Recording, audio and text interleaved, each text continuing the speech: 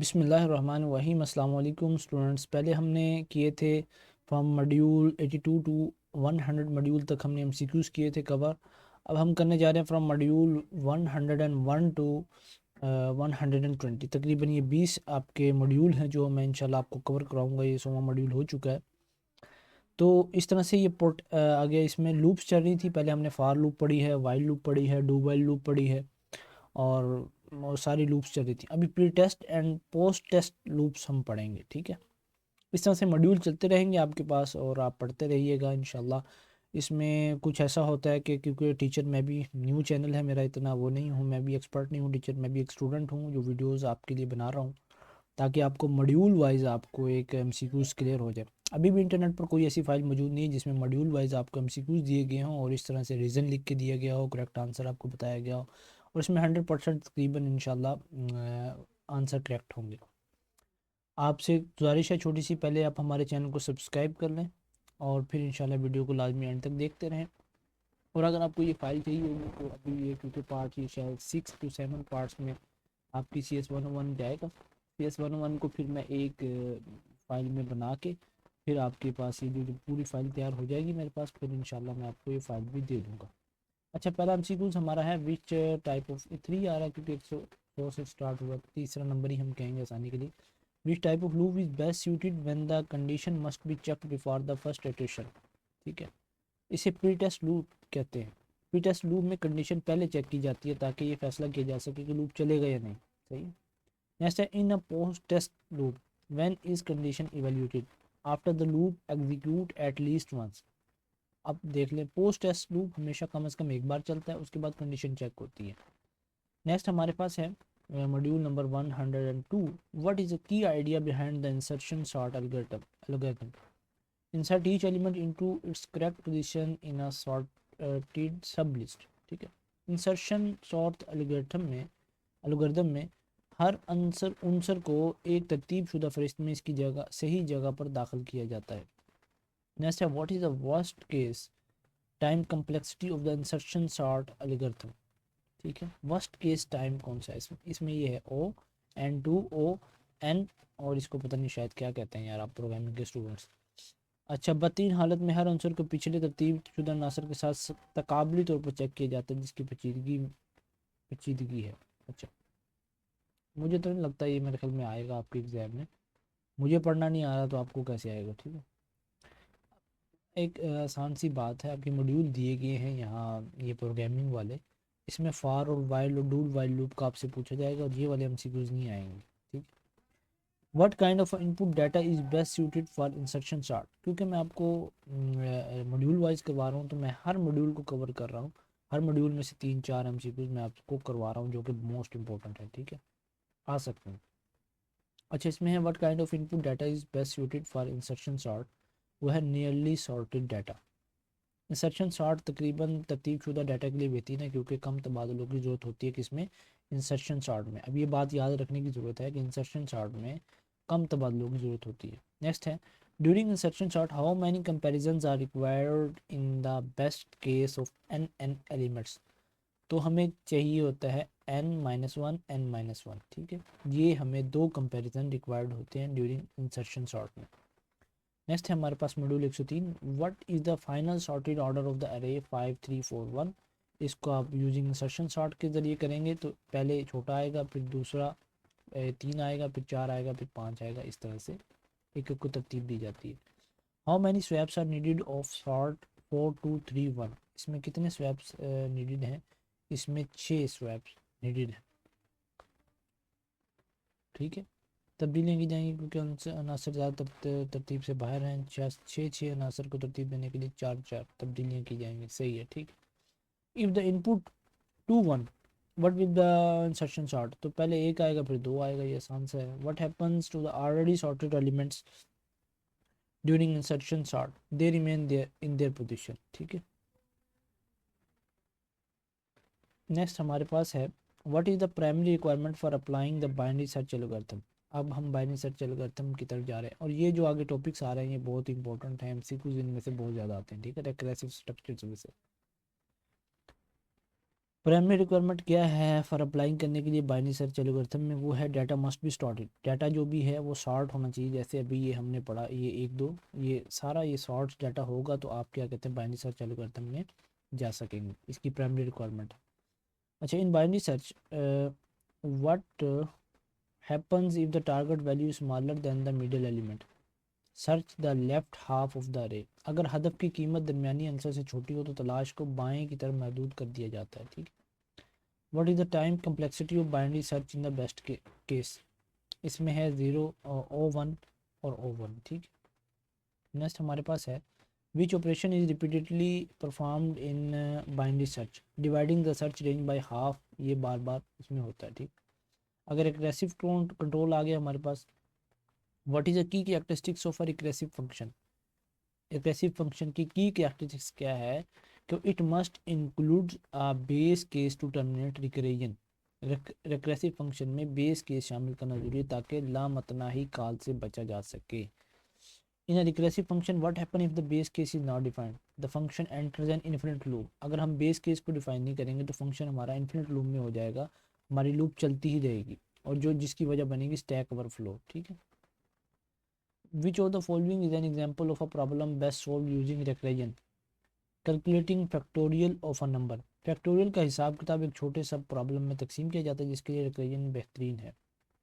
What does the following code snippet compute recursively, ये number गलती से लग गए, फंक्शन दिया गया sum n if n is equal to 0, जैसे हम अलजबरा में एक इज इक्वल टू बराबर के लिए इस्तेमाल करते हैं, यहाँ दो इज इक्वल टू यूज़ होते हैं sign, return 0 else return n plus the sum of the first N N nature number, ये इसका करेक्ट आंसर है। एलोगरिथम की एफिशिएंसी आ गई है, what is the purpose of analysing algorithm efficiency both 2 and 3 to estimate the run time of the algorithm, to determine the algorithm space and the requirements. Next है which of the following algorithm has a time complexity of 0 log n o log n o, शायद लिखा हो binary search, ठीक है। What is the difference between time complexity and space complexity, time complexity करती है Maihar time को, execution कितना time लगेगा एग्जीक्यूट करने में प्रोग्राम को, और स्पेस कम्प्लेक्सिटी मैयर करेगी मेमोरी यूजेज को। विच एल्गोरिथम है the worst case time complexity, bubble sort, ठीक, इसमें बबल सॉर्ट आया। नेक्स्ट है सॉफ्टवेयर वेरिफिकेशन के बारे में, what is the primary purpose of software verification, to ensure the software meets its specification, यहाँ से भी बहुत इंपॉर्टेंट आपके शुरू हो रहे हैं, वो पहले एल्गोरिथम थे अब हम सॉफ्टवेयर की तरफ जा रहे हैं, ठीक है। नेक्स्ट हमारे पास है which of the following is a common method for software verification, code reviews. अच्छा, what is the difference between verification and validation in software testing, verification check करती है स्पेसिफिकेशंस को और वैलिडेशन इंश्योर करता है, इस बात को यकीनी बनाता है कि सॉफ्टवेयर मीट करता है यूज़र की नीड्स को। अच्छा, which type of testing is most closely related to software verification, unit testing, ठीक है, यूनिट टेस्टिंग जो है वो most closely related to software verification. अच्छा, सॉफ्टवेयर वेरिफिकेशन की एग्जांपल्स हैं, what is the purpose of white box testing, to test the internal structure and logic of the code, ये white box की हमारे पास क्या है एग्जांपल है। नेक्स्ट हमारे पास है which of the following is an example of black box testing, testing of software functionality without knowing its internal code, black box testing में कोड को समझे बगैर सॉफ्टवेयर की फालियत की जांच की जाती है, ये है इसकी एग्जांपल। अच्छा, what is the regression testing used for, regression testing ये यकीनी बनाती है कि नई तब्दीलियाँ मौजूदा फ़ालियत को मुतासर न करें। विच of the following is not part of software verification, बेटा टेस्टिंग सॉफ्टवेयर वेरिफिकेशन का पार्ट नहीं है और ये तीनों पार्ट हैं, ठीक है। आगे प्रोग्रामिंग लैंग्वेज शुरू होगी है हमारी अर्ली जनरेशन 1 से, तो what is the first generation of programming language known as machine language is first, क्या है हमारे पास फर्स्ट जनरेशन लैंग्वेज है। नेक्स्ट है what is the major drawback of machine language, it is difficult for human to understand and write, ठीक है। What type of programming language is machine dependent, first generation language कौन सी है वो machine dependent हैं क्योंकि उन्हें मशीन लैंग्वेज कहा जाता है। नेक्स्ट हमारे पास है what type of data use in machine language, binary code, S की बाद में यूज़ होता है, ठीक है। अच्छा, अर्ली जनरेशन 2 में कौन सी प्रोग्रामिंग लैंग्वेज यूज़ हुई है, ये भी पूछा जाता है कि पहली अर्ली जनरेशन 1 में कौन सी यूज़ हुई है, अर्ली जनरेशन 2 में कौन सी यूज़ हुई है। अर्ली जनरेशन 1 में जो प्रोग्रामिंग लैंग्वेज यूज़ हुई है वो मशीन लैंग्वेज है, दूसरी में कौन सी असेंबली लैंग्वेज है। और फिर आगे है which tool is required to translate assembly language assembler. ये भी बहुत इंपॉर्टेंट एमसीक्यूज़ हैं, मैं स्टूडेंट्स आपको बता रहा हूँ बार बार, जो भी वीडियो देख रहे होंगे। शायद क्योंकि मेरा पढ़ाने का तरीका इतना बेस्ट नहीं है तो स्टूडेंट वीडियो कम ही देख रहे हो, जो देख रहे हैं 2-4 बचे हुए हैं भाई, वो समझ लें कि ये इंपॉर्टेंट एमसीक्यूज़ है, वीडियो को शेयर कर दें ताकि दूसरों को भी तैयारी हो सके। आसान से तरीके से करवाते हैं भाई, टीचर है नहीं। Why was assembly language developed. Assembly language ने मशीन कोड के बाइनरी फॉर्मेट को इंसानी समझ के लिए मज़ीद आसान बना दिया। To simplify coding by replacing binary with mnemonics. ठीक है। Which of the following is an example of an assembly language instruction. ये है असेंबली लैंग्वेज की इंस्ट्रक्शन। ये जब आप CS401 शायद सब्जेक्ट पढ़ेंगे ना, तो उसमें ये आप असेंबली लैंग्वेज का पूरा आपका सब्जेक्ट आने वाला है, सब तारुफ करवाया जा रहा है यहाँ। ठीक है। अच्छा जी, मशीन से आज़ादी कब मिली हमें? What is the main advantage of machine independent programming language? They can run on different hardware platforms. ठीक है। आगे है विच programming language introduce machine independence, high level language. ठीक है। अब ये पहले हमने पढ़ी है जनाब मशीन लैंग्वेज, फिर असेंबली लैंग्वेज, और फिर अब हाई लेवल लैंग्वेजेस की तरफ हम जा रहे हैं। अच्छा, what is required to execute machine independent code on a specific machine? Compiler और इंटरप्रेटर। ठीक है, ये हमें चाहिए होता है। Which language feature is not a machine dependent? Assembly level instruction is not a machine independent. ठीक है। अब नेक्स्ट हमारे पास है प्रोग्रामिंग लैंग्वेज इम्पेरेटिव पैराडाइग्राम्स क्या होते हैं? What is the main characteristics of imperative programming? Focus on describing how to achieve the result. Imperative paradigms कौन सी होती हैं? वो कौन सी प्रोग्रामिंग होती है जो कि रिजल्ट को अचीव करना चाहती है, उसका फोकस किस पे होता है? रिजल्ट पे होता है कि मुझे अच्छे से अच्छा रिजल्ट चाहिए। नेक्स्ट हमारे पास है which of the following is an example of an imperative programming language? वो हमारे पास सी लैंग्वेज आ जाती है। पैराडाइगम जो है इम्पेरेटिव प्रोग्रामिंग फोकस करती है रिजल्ट पे, और वो कौन सी लैंग्वेज है? वो सी लैंग्वेज है। नेक्स्ट हमारे पास है how does imperative programming handle variables? By allowing state change through assignment. Next हमारे पास है what type of control structure are most commonly used in imperative programming? इसमें लूप्स और कंडीशनल स्टेटमेंट ज़्यादा चलती हैं। आपका पूरा कोर्स आने वाला है CS201 इसी पर। अच्छा, डेक्लरेटिव पैराडाइग्राम का क्या फोकस होता है? कि वो प्रोग्राम को अकम्प्लिश करना चाहती है। ठीक है। इस बात पर मरकूज होती है कि मकसद क्या है, ना कि उसके उस तक पहुंचने का अमल, आपका प्रोग्राम लिखने का। अच्छा, अब इसमें कौन सी लैंग्वेज है डेक्लरेटिव? वो है SQL, सीक्वल भी कहते हैं इसको। What is the key feature of declarative programming? Avoiding explicit control flow. ठीक है। कंट्रोल फ्लो वाज़ेह तौर पर बयान नहीं किया जाता बल्कि नताइज पर तवज्जो दी जाती है। नेक्स्ट हमारे पास है in declarative programming how are result typically achieved? कैसे रिजल्ट टिपिकली अचीव किए जाते हैं? Through high level specification and rules. Next हमारे पास है प्रोग्रामिंग लैंग्वेज फंक्शनल पैराडाइग्राम। पहले हमने इम्पेरेटिव पढ़ा और फिर अब हमने क्या पढ़ा था इसमें? डेक्लरेटिव। अब हम जा रहे हैं फंक्शनल पैराडाइग्राम की तरफ। What is the key principle? इसमें है function are treated as first class citizens. Which of the following is a functional programming language? वो हास्कल की है। सी हमारे पास आ जाती है पैराडाइग्राम की, बल्कि सी हमारे पास कौन सी है अभी मैंने आपको बताई है, वो हमारे पास डेक्लरेटिव की। ठीक है। और जनाब आगे है how does functional programming handle state change? Bye avoiding state change through immutability. Next हमारे पास है what does pure function means in functional programming? इसका क्या मतलब होता है प्योर फंक्शन का? It depends only on it's input and produces the same output every time. It depends only on its inputs and produces the same output every time. Next हमारे पास lecture number है 115 module. अब object oriented की तरफ हम जा रहे हैं। ठीक है। What is the central concept of object oriented programming? उसका ऑब्जेक्ट एंड क्लासेस को पढ़ना होता है। अच्छा जी, following is a feature of object oriented programming. Encapsulation, ये फीचर है किसका? ऑब्जेक्ट ओरिएंटेड प्रोग्रामिंग का। What is polymorphism in object oriented programming? The ability of a function or method to take different forms is called polymorphism. Poly से mean different या many, morph mean forms, ठीक है।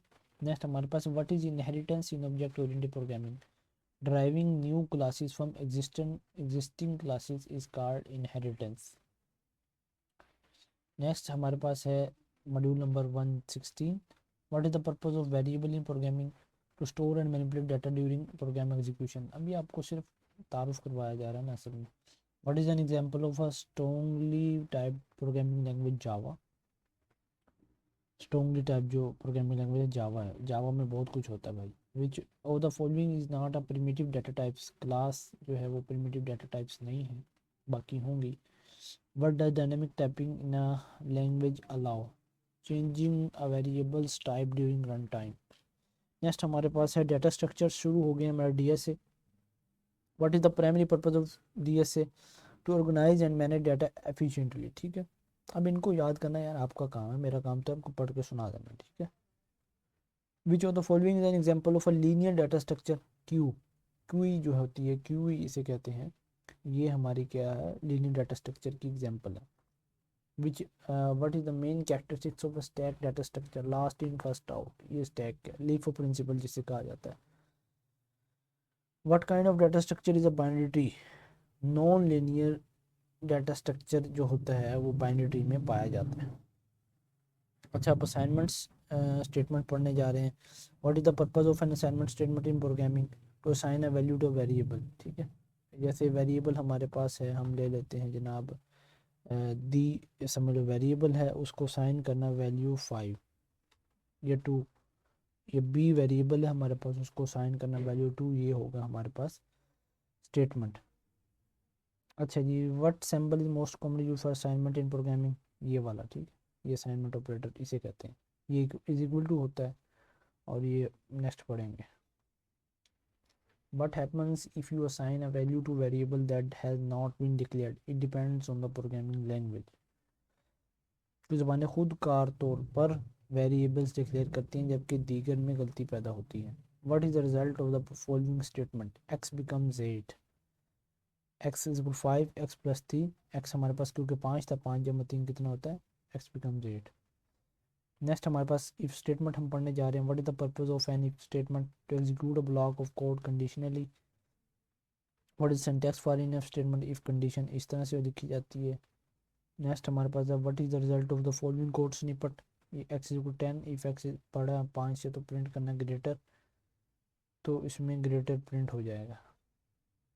What does if an if statement do, execute one block if the condition is true and other if it is false. If else statement जो है, पहले while loop पढ़ी हमने, for loop पढ़ी है, do while loop पढ़ी है, अब हम इफ एल्स स्टेटमेंट की तरफ आ गए।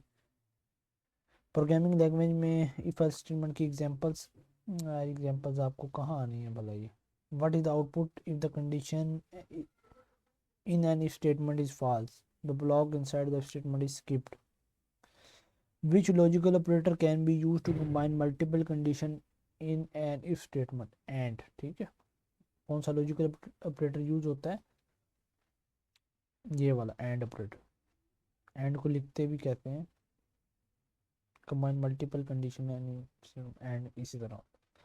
What does the following code output, x हमें 15 दिए गए, अगर एक्स हमारा 10 से बड़ा होगा और एक्स 20 से छोटा होगा तो प्रिंट कर दें विद इन रेंज, तो विद इन रेंज प्रिंट हो जाएगा भाई, सादा से तुम्हें प्रोग्राम दिए जा रहे, ठीक है। नेक्स्ट हम इंशाल्लाह जो वीडियो में बनाऊंगा वो 121 से 150 तक होंगे, ठीक है। अल्लाह आपको जज़ाए खैर दे।